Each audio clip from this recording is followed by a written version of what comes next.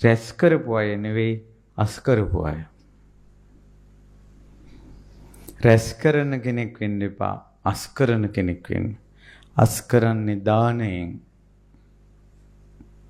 ඔක ජීවිතේ හොඳට තියාගන්න මතකේ. මම අස් කරන කෙනෙක් වෙනවා. රැස් කරන කෙනෙක් වෙන්නේ නැහැ කියලා.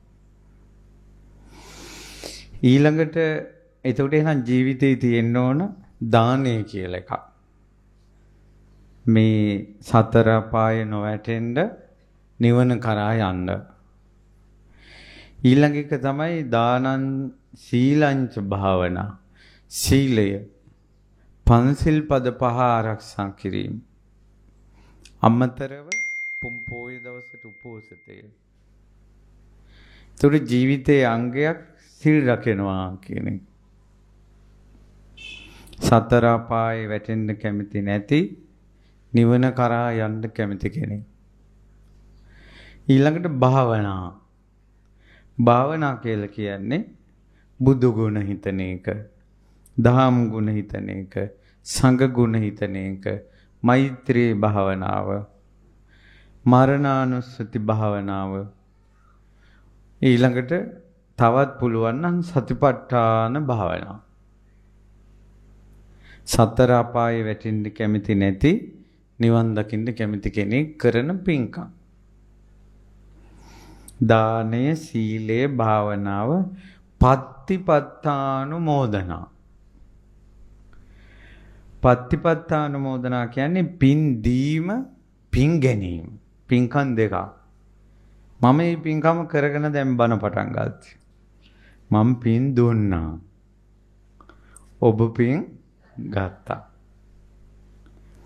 ජීවිතේ කොටසක් කරගන්න අනිත් අයට පින් දෙන එක. කාටද දන්නවද ඉස්සල්ලාම පින් දෙන්න ඕන? කල්යාණ මිත්‍රයාට. කල්යාණ මිත්‍රය මුණ ගැහුන් නැත්තම් මං කොහේ ඉඳීද? මාගේ කල්යාණ මිත්‍රයෝ දිගාසිරි ලබත්වා. ඒක පින්කමක්. සතර අපායේ වැටෙන්නේ නැතිව නිවනට යන කෙනෙකුගේ පින්කමක් ඒක. ඒක හදපත්ලෙන් එන්න ඕන. ඊළඟට පින් දෙන්න හැදූ වැඩූ දෙමව්පියන්න. මගේ අම්මට තාත්තට මේ පින් අනුමෝදන් වේවා කියලා. මාව හැදුවා වැඩුවා. කුඹුරු වතු පිටි හේන් ගොවිතැන් කරනකොට අනේ අපේ අම්මලා තාත්තලා මේ කුඹුරු වතු පිටි අපිට බේරලා මේ ගෙවල් දොරවල් හදලා කියලා දෙමව්පියන්ට පින් දෙන්න. දූල පුතාලගෙන් මං අහන්නේ. ඔයාලට 3 වේල උයලා දෙනවා අම්මලා. පින් දීලා බත් කන අය හිතෙන් හිතන්නකෝ. අම්මලා තාත්තලා දෙන බත් ටික බත් කකා උයපු කෙනාට බයිනවා. ඉතින් සතර අපායේ දොරටු කෙසේද වැහෙන්නේ? දෙමව්පියන්ගේ වහලේ යට ඉඳගෙන දෙමව්පියන්ට අතපය දික් කරනවා. සතර අපායේ දොරටු කෙසේද වැසෙන්නේ? අම්මලා තාත්තලා නුරුස්සන හිතින් ඒ මිනිස්සුන්ගෙන් යැපෙනවා. ලිඳෙන් වතුර බීලා මුහුදට ආවඩනවා. පින් දෙන්න කල්යාණ මිත්‍රයාට, දෙමව්පියන්ට, ගුරුවරුන්ට. නේ මට අකුරු ශාස්ත්‍රය කියලා දුන්නා. මං අද රස්සාවක් කරන්නේ මට උගන්වපු නිසා. අපිට නම් ගුරුවරුන්ට කොච්චර පින් දෙන්න පුළුවන්ද අද කාලේ ප්‍රවෘත්ති වලට දකින්න නාඩගම් දිහා බලනකොට අනේ අපේ ගුරුවරු නම් කොච්චර හොඳද? අපේ ගුරුවරු අපිට අදටත් සර්ලා අපි ළමයි ඒක අදටත් තියෙනවා. මම මහාන වුණත් ඒ සර්ලා දකිනකොට අපිට ගුරුවරුම තමයි. ඒ ටීචර්ලා දකිනකොට ගුරුවරුන්ට පින් දෙන්න, ඊළඟට පින් දෙන්න දෙවියන්ට, ප්‍රදේශ භාර දෙවියන්ට. ලංකාවේ වුණත් මේකේ තියෙනවා පාලනයක් කියලා එකක්. දැන් රාජ්‍ය පාලනයේ තියෙන ගමේ ග්‍රාම සේවක මහත්මයා ඊළඟට ප්‍රාදේශීයලේකම් ওই විදිහට තියෙනවා නිලතල ඉහළට. ඒ වගේ මේ ලෝකේ නොපෙනෙන ලෝකෙත් තියෙනවා. මේ පොළොවට තියෙන භූමි වාසී දේවතාවෝ, බහිරව දේවතාවෝ. උඩට ආපුවම තියෙන රුක්ෂ දේවතාවෝ, රුක් දෙවියෝ. ගස්ගල් වන පර්වත දේවතාවෝ. ඊළඟට එක එක ප්‍රදේශ වලට අරක්ගත දෙවිවරු ඉන්නවා. අයනායක දෙවියෝ, පත්තිනි දෙවියෝ ප්‍රදේශ වලට අරක්ගත් අය. බණ්ඩාර නමින් දෙවියෝ, දෙඩිමොණ්ඩ දෙවියෝ, දලදා බණ්ඩාර දෙවියෝ. ඒ ඔක්කොම ගියාට පස්සේ ආයෙ 4 දෙනෙකුට බෙදෙනවා. ඒ ඔක්කොම 4 දෙනෙක්ගෙන් පාලනය වෙනවා. විෂ්ණු, කතරගම, සමන්, විභීෂණ. එයයි තමයි ලංකාවේ දිසා 4 පාලනය කරන්නේ. ලංකාවේ උතුරු දිශාවට බලය පවත්වන්න ගත්තොත් එහෙම ඒ උතුරු දිශාවට බලය පවත්වනවා සමන් දෙවියෝ. දකුණු දිශාවට කතරගම දෙවියෝ. නැගෙනහිර දිශාවට විෂ්ණු දෙවියෝ. ඊළඟට බටහිර දිශාවට විභීෂණ දෙවියෝ. ඉතින් ඒ දෙවියන්ගේ නමක් කියලා මම රැස් කරගත්ත මේ පින් මේ දෙවිවරුන්ට අනුමෝදන් වේවා කියනකොට කටවල් වලට මොනවාරි වෙනවද? ඊළඟට තිසරණේට මොනවාරි වෙනවද? ඊළඟට එතනින් ගියාම සෙම්පති දෙවිවරු. එතනින් උඩට ගියාම සතරවරන් දෙවියෝ. දතරාෂ්ට, විරූඪ, විරූපාක්ෂ, වෛශ්‍රවණ. ඊළඟට සග්දෙවිඳු. ඊළඟට සදිව්‍ය ලෝක වාසී දෙවියෝ, බ්‍රහ්මයෝ පින් දෙනවා. ඇයි මේක කරන්නේ අපි? සතර අපායේ මිදෙනු කැමැති, නිවනට යනු කැමැති කෙනාගේ පුණ්‍ය ප්‍රතිපදාවක්. පින් දීම කියන එක තියෙන්න ඕන. ඊළඟට විශේෂයෙන් පින් දෙන්න ඕන උදව්වක් කරපු කෙනාට. ඔයාට පින් සුද්ධොත් මොකක් හරි උදව්වක් කළාම තෑන්ක්ස් කියනවා. ටැන්ක් යූ කියනවා. අපේ මිනිස්සු එහෙ ගියාට පස්සේ ඒවා කියනවා. ගෙදර අම්මා බත් ටික ගෙනත් අනේ අම්මේ පින් කියලා කියන්නේ. අවුරුදු 18, 19, 20 දරුවන්වත් අම්මලා රිදි හොදලා දෙනවා. ඒව ඇඳගෙන යසට යනවා. පින් සිද්ධ වේවා කියලා කියන්නේ. හොඳලා හම්බ කරන ධනය පන්ති වලට ළමයිට පන්ති වලට දෙනවා. වැඳලවත් ගන්නෑ. පුළුවන් නම් බේරෙන්න. ධර්මයෙන් තමයි ජීවිතේ සුවපත් වෙන්නේ. ධනයෙන් නෙවෙයි. දුවේ පුතේ ඔයාලා මොකද්ද මිරිඟුවක් පිටිපස්සේ දුවන හොය. අද උදේ ධර්ම දේශනාවට අපි කළේ පිලින්දවච්චි මහරහතන් වහන්සේ ගැන. උන්වහන්සේට පුළුවන් මාලිගාවක් වුණත් රත්තරන් කරන්න. නමුත් උන්වහන්සේගේ පිණ්ඩපාතේ වඩින්න ගමේ ඉන්නේ දුප්පතුම 500ක්. ඉතින් ඒ රහතන් වහන්සේට පුළුවන් ඔය එක ගෙදරක එක සිම්බු ගානේ රත්තරන් කරන්න. ඇයි කළේ නැත්තේ? ජීවිතේ සුවපත් වෙන්නේ ධනෙම්ම නෙවෙයි. සල්ලි තියෙන කොච්චර මිනිස්සු ඉන්නවද දුකසේ ජීවත් වෙන. හදවතේ ගිනි අවුලුවා ගන්නවා, පොත්වල සල්ලි තියෙනවා. තට්ටු ගණන් ගෙවල් හදා ගන්නවා, හදවත දෙදරලා ගිහිලා. සල්ලි වලින් සැනසීම ලැබෙන්නේ නැත. ලැබෙනවා නම් කාරුණික සිත් තියෙන පුංචි දෝනි කෙනෙක් මාලයක් නැතුව අඬද්දී බිම තිබ්බ වැලක් අරගෙන රවුම් කළා කරට දාගන්න කිව්වා. පිලින්දිවච්ච මහරහතන් වහන්සේ. ඒ ලනුවම රම්මාලාවක් වුණා. ඊතරම් කරුණාවක් දැනෙන එක ගෙදරකට යනකොට දරුවෝ දෙන්න හොරු අරන් ගිහිල්ලා අම්මලා පොළොවේ පස් කකා අඬනවා. එතනින් අතුරුදහන් වෙලා අර අරන් යන ළමයි දෙන්න 이르දියෙන් අරන් ගෙදර තිබ්බා. එච්චර කරුණාව දැනෙන පිලින්දී වච්ච මහරහතන් වහන්සේ ඒ දුප්පතුන්ගේ ගෙවල් වලට වඩිද්දී බෙදෙන දන් හැන්දවත් රත්තරන් කළේ නැහැ. සල්ලි වලින් සැනසීම ලැබෙන්නේ නැත. ධර්මයෙන් සැනසීම ලැබේ. ඒ නිසා ධර්මයේ තමයි ස්තුති කිරීම. පුරුදු වෙන්න ජීවිතේ සතර අපාය වැටෙන්න කැමති නැත්තම් මේ නරාවලෙන් ගොඩ යන්න කැමති නම් මේ දුක් විඳින ජීවිතෙන් ගොඩ යන්න කැමති නම් අන්න ඒක පින් දෙන්න.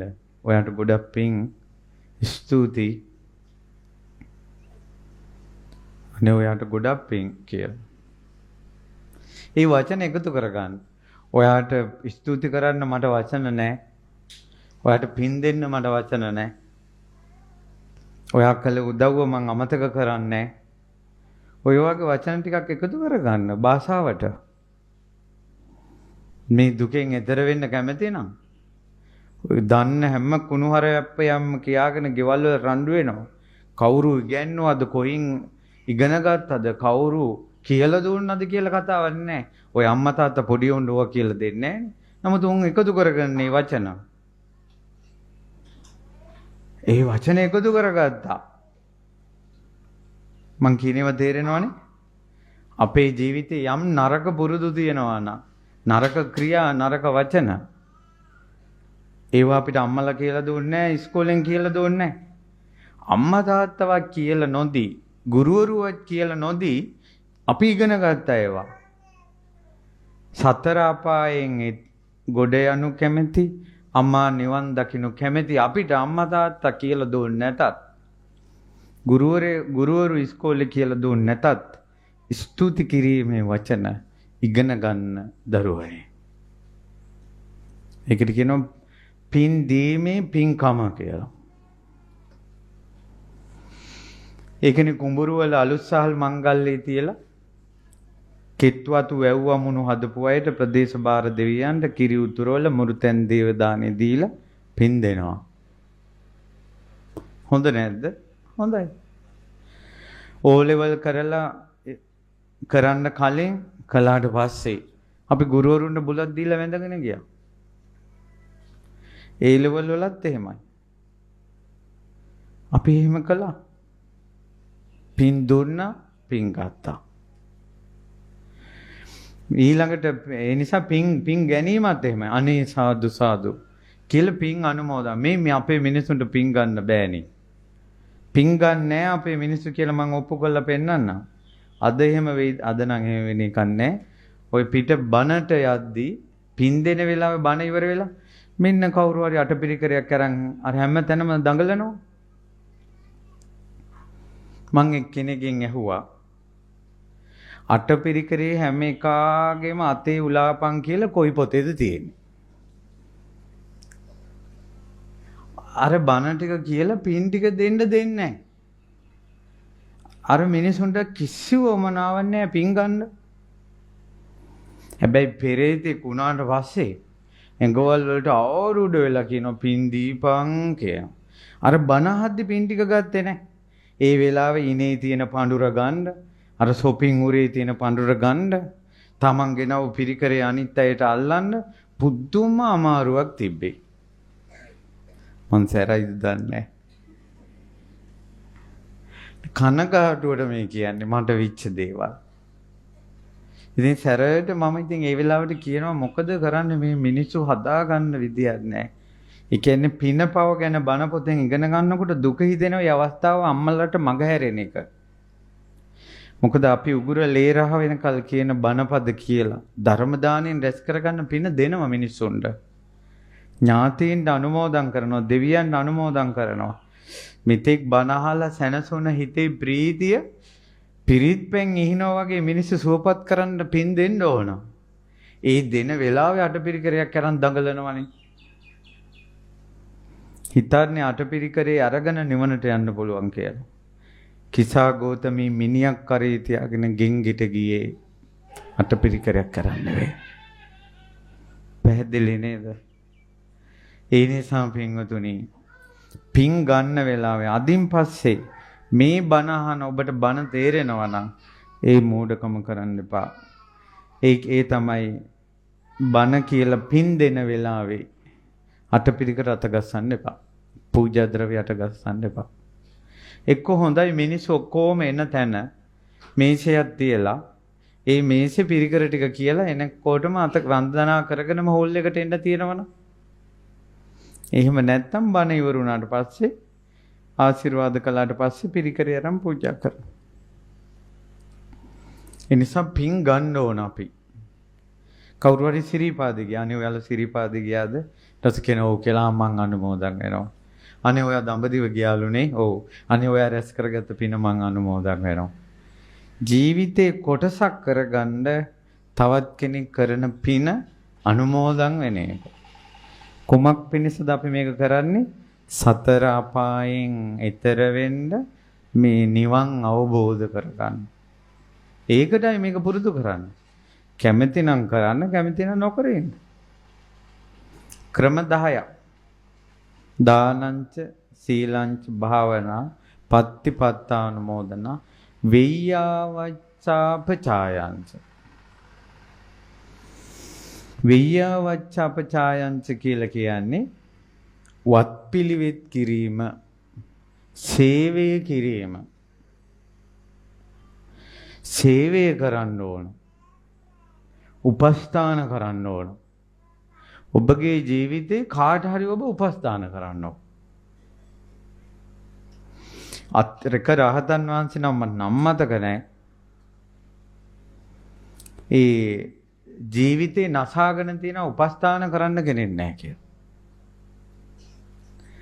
එක මහා ඒ කියන්නේ මේ කලින් තාපස ජීවිතයක එක ඉරිසින් වහන්සේ නම 3000ක් ශිෂ්‍යෝ තමන්ට උපස්ථාන කරද්දී මට උපස්ථාන කරන්න කෙනෙක් නැණි කියලා වැලි ගොඩක් හදලා වැලි ගොඩට වැඳ වැඳ ඉඳලා තියෙනවා. වැලි ගොඩට වැඳ වැඳ ඉඳලා තියෙනවා.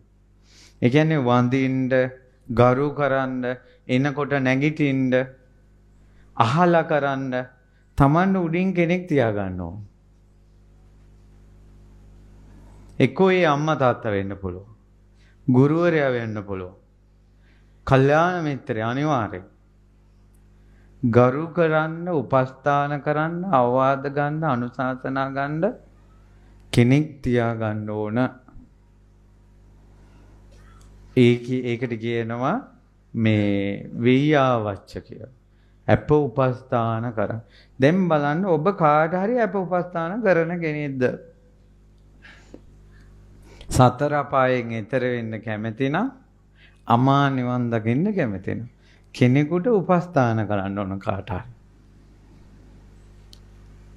දැන් බෝධීන් වහන්සේට කරන උපස්ථාන, සෑයට කරන උපස්ථාන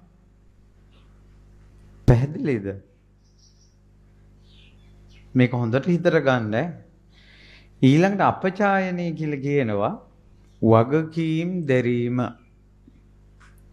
තමන් වගකීමක් දරන කෙනෙක් වෙන්න ඕන.